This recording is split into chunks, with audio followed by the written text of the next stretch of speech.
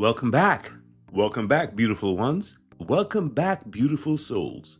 You are in the sweet spot, and it is Take Action Tuesday, and I'm delighted you're here. So glad you could be here again with me as we go through a wonderful series here on Take Action Tuesday here in the sweet spot on how you stand under pressure.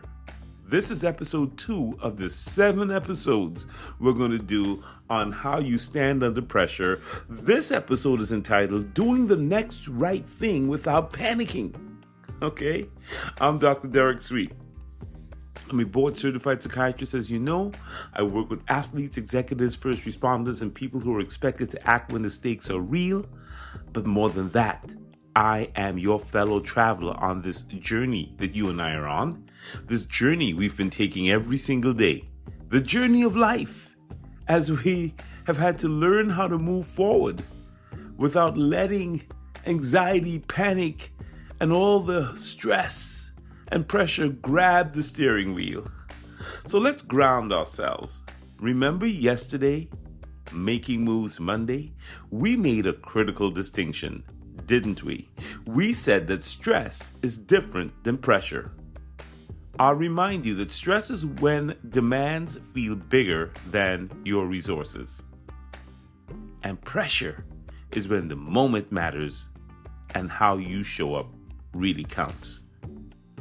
And we said that when you're not sure what to do first, the move isn't rushing the outcome, which is what most of us do because we want relief. No, the move isn't about rushing the outcome. It's about stabilizing your stand, stabilizing your stance. And hence, the name of this series is How You Stand Under Pressure. Today, Take Action Tuesday, we answer the most practical question of the week. What do you actually do under pressure without panicking? Here's what usually goes wrong. Pressure hits. The brain tries to solve everything at once. The whole future has to be done right now. Every consequence has to be addressed right now. Every possible outcome has to be fixed right now. And that kind of overload in the brain creates panic. You know our good old friend, the amygdala. I haven't talked about the amygdala in a long time, the brain's threat center.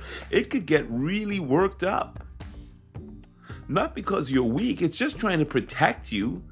It's trying to tell you that there's too much happening too fast, that there's something that's not working out there. It's a threat out there. There are lions and tigers and bears and, well, maybe not lions and tigers and bears, but you know what I'm saying. Things feel like, it's a jungle out there. And that's the threat factor. And when the brain gets into that mode, forget about it. We start reacting too fast. We jack up our nervous systems. And everything feels urgent. And we might even be short and nasty to people when we get like that. So yeah, it's important that we figure out how we're going to stand under pressure. So today isn't about motivation, my friend. It's about sequence. Yeah, about understanding the sequence and how you're going to flow.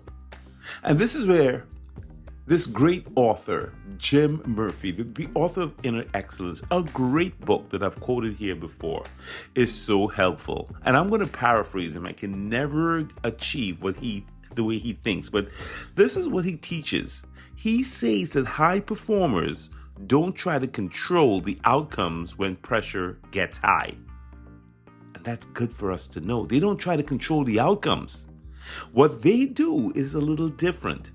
They narrow their focus to what they can control right now. Remember, I talked about that yesterday. In the locker rooms that I've worked in the past, I've seen this great sign, right here, right now. What that sign told me was that you've got to be in the moment. You can't be in the future and the past and try to fix things. You've got to be right here, right now.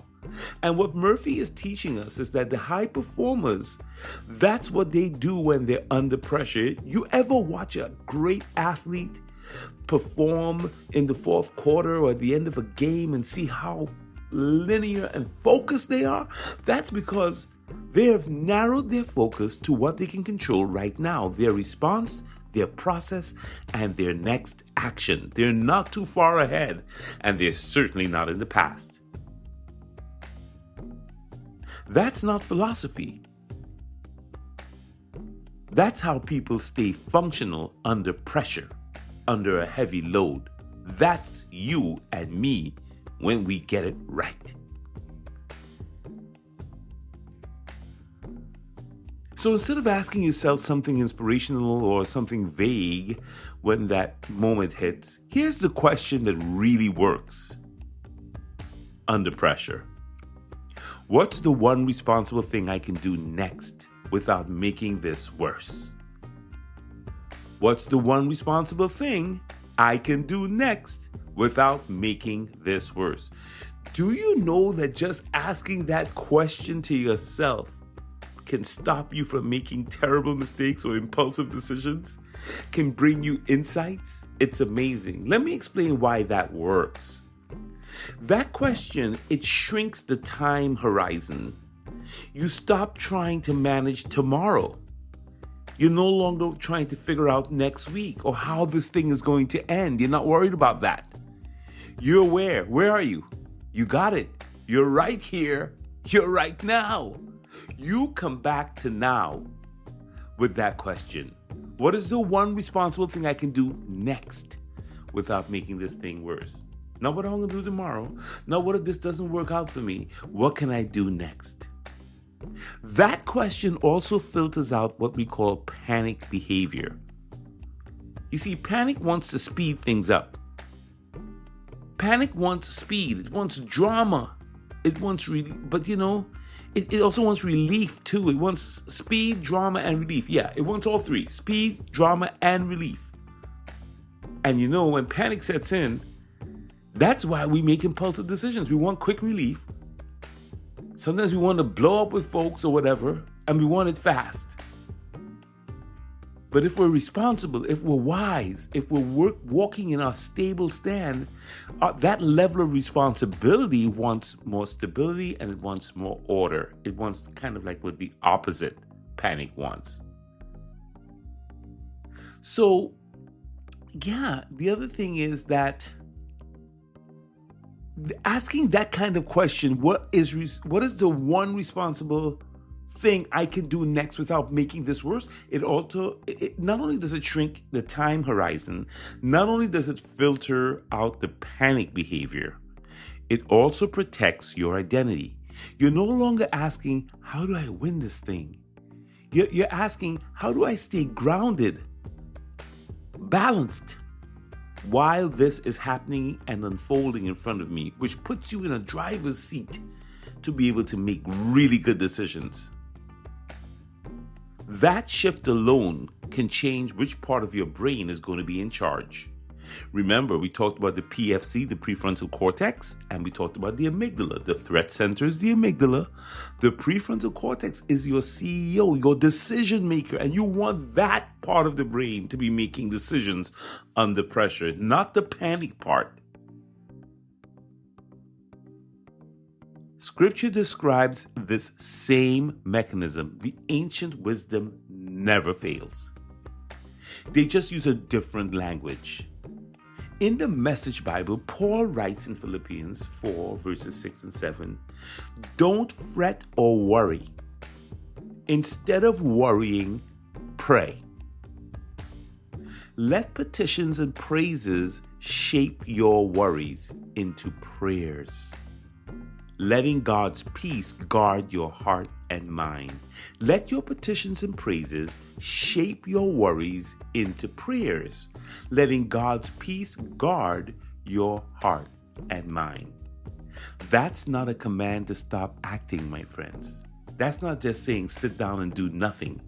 That's a sequence. There's a sequence in this verse, right? The ancient wisdom is nothing to sleep on. Trust me on that.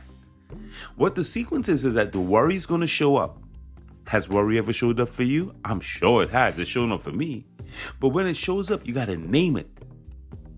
Once you name it, it slows down. Then the peace, once you convert it with your praying, with your meditation, and the way you think, the peace comes on you and it guards your heart and mind. The peace guards you, and the guarding isn't emotional comfort, it's cognitive protection. Your mind is different. You don't see it the same way. And you know, when you don't see it the same way and you don't think about it the same way, guess what? You don't feel it the same way. And it keeps the panic from making the decisions in your life. You don't come from a place of panic because you have that peace that surpasses understanding. You're that calm. So prayer is not an escape hatch, okay? It's a pause that restores order before you take action. Does that make sense? Same mechanism that Murphy's teaching.